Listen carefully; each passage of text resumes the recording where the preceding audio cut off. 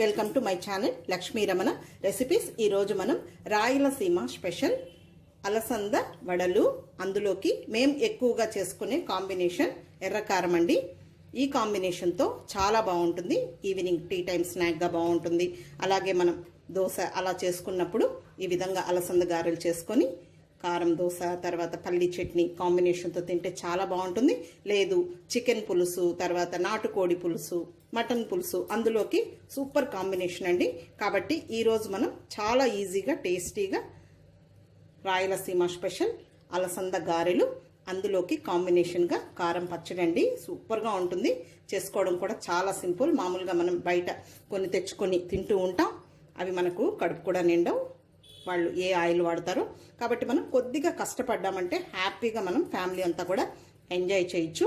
అంత టేస్టీగా ఉంటాయి ఇవి అలసంద గారెలు. కాబట్టి ఈరోజు మనం అలసంద గారెలు, అందులోకి కాంబినేషన్గా ఎర్రకారం ఎలా తయారు చేసుకోవాలో కావలసిన పదార్థాలు, తయారీ విధానం ఒకసారి చూద్దామండి. ఇక్కడ నేను ఒక అర కేజీ అలసందులు తీసుకున్నానండి. అలసందుల్ని బొబ్బర్లు అని కూడా అంటారు. చూడండి ఈ విధంగా ఉంటాయి. వీటిని నేను ఒక 6 గంటల ముందు నానబెట్టేసుకొని వాటర్ అంతా డ్రైన్ చేసి పెట్టుకున్నాను.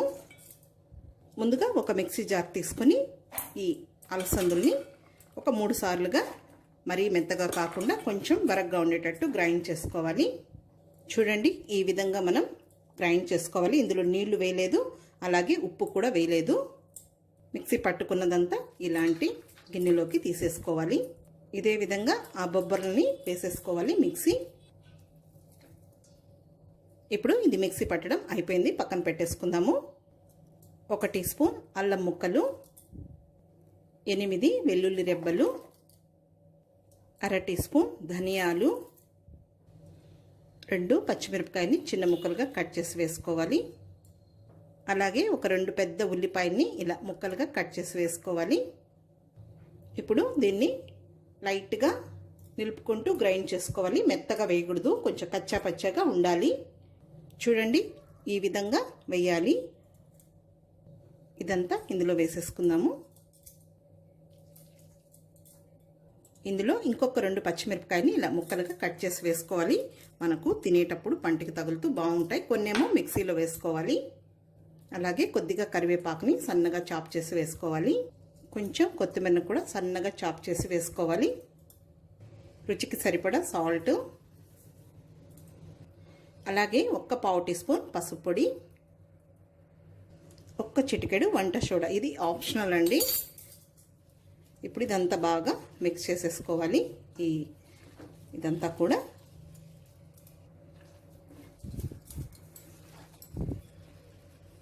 ఇది ఒక మెథడ్ అండి ఈ అలసంద గారెలు చేసుకోవడానికి. ఇదే అలసంద గారెని మనం ఇంకొంచెం డిఫరెంట్ స్టైల్లో చేసుకోవచ్చు.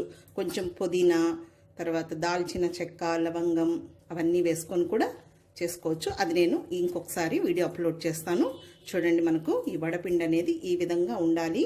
మరీ మెత్తగా ఉన్నాయంటే మనకు ఈ గారెలు అనేటివి క్రిస్పీగా రావు. చూడండి ఈ విధంగా ఉండాలి, కొంచెం పలుగ్గా. ఇప్పుడు దీన్ని తీసి పక్కన పెట్టేసుకొని ఇందులోకి కాంబినేషన్గా మేము కారం పచ్చడి తింటాం, అది ఎలాగో చూద్దాము. మిక్సీ జార్ తీసుకొని ఎండుమిరపకాయలు వేసుకోవాలి. ఇక్కడ నేను ఒక 15 ఎండుమిరపకాయలు వేస్తున్నాను. ఈ కారం పచ్చడి మనం బ్రేక్ఫాస్ట్లో కూడా తినచ్చండి, దోశ, ఇడ్లీ వాటిల్లో కూడా. ఇందులోకి ఒక పెద్ద టమాటోని ముక్కలుగా కట్ చేసి వేసుకోవాలి. ఒక 15 వెల్లుల్లి రెబ్బలు, ఒక పెద్ద ఉల్లిపాయని ముక్కలుగా కట్ చేసి వేసుకోవాలి. రుచికి సరిపడా రాళ్ళుప్పు, మరి ఎక్కువ వేయకూడదు, మనకు గారెల్లో కూడా ఉప్పు ఉంటుంది కాబట్టి చూసి వేసుకోవాలి. ఇప్పుడు దీన్ని ఒకసారి గ్రైండ్ చేసుకోవాలి. అవసరం అనిపిస్తే కొద్దిగా నీళ్లు వేసుకోవాలి.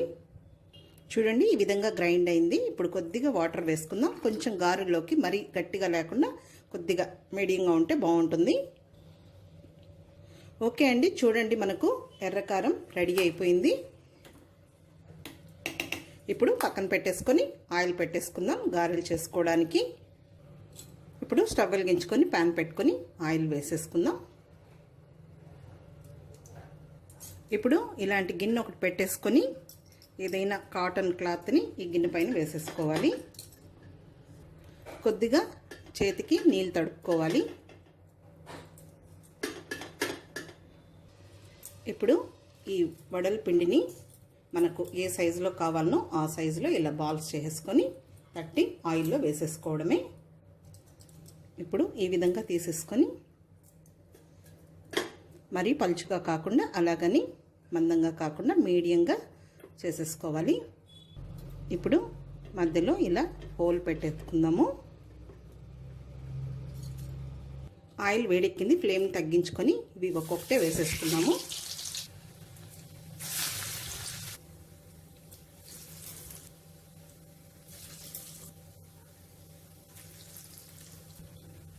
ఇప్పుడు ఇలా గరిటతో తిప్పుకుంటూ హై ఫ్లేమ్ పెట్టకుండా అడ్జస్ట్ చేసుకుంటూ మంచి కలర్ వచ్చే వరకు ఫ్రై చేసుకోవాలి. మాడిపోయాయంటే లోపల మనకు పచ్చి పచ్చిగా ఉంటుంది. సో అందుకని అడ్జస్ట్ చేసుకుంటూ ఫ్రై చేసుకున్నామంటే చల్లారిన తర్వాత కూడా మనకు క్రిస్పీగా ఉంటాయి. ఓకే అండి, ముందు కాలినవి తీసేసుకుందాము. ఫ్రై అయినవి చూడండి మంచి కలర్ వచ్చాయి. ఒక నాప్కిన్ వేసుకున్న ప్లేట్లోకి షిఫ్ట్ చేసేసుకోవాలి. చూడండి ఎంత క్రిస్పీగా వచ్చాయో, కలర్ఫుల్గా ఉన్నాయి.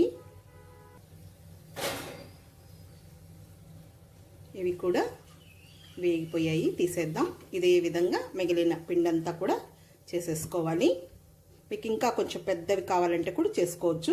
అంతే అండి, అలసంద గారెలు రెడీ అయిపోయాయి. చూడండి ఎంత బాగున్నాయో, చాలా క్రిస్పీగా కమ్మగా చాలా బాగుంటాయి.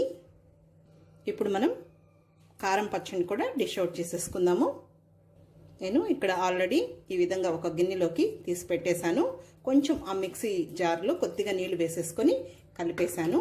ఇంకా కొంచెం నీళ్ళగా కూడా ఉంటుంది. చూడండి మనం కొద్దిసేపు కష్టపడ్డామంటే టేస్టీగా మనం తృప్తిగా తినచ్చండి. ఇంట్లోనే హ్యాపీగా ప్రిపేర్ చేసేసుకొని బయట తెచ్చుకొని తినేవి అసలు మన కడుపు కూడా నిండవండి.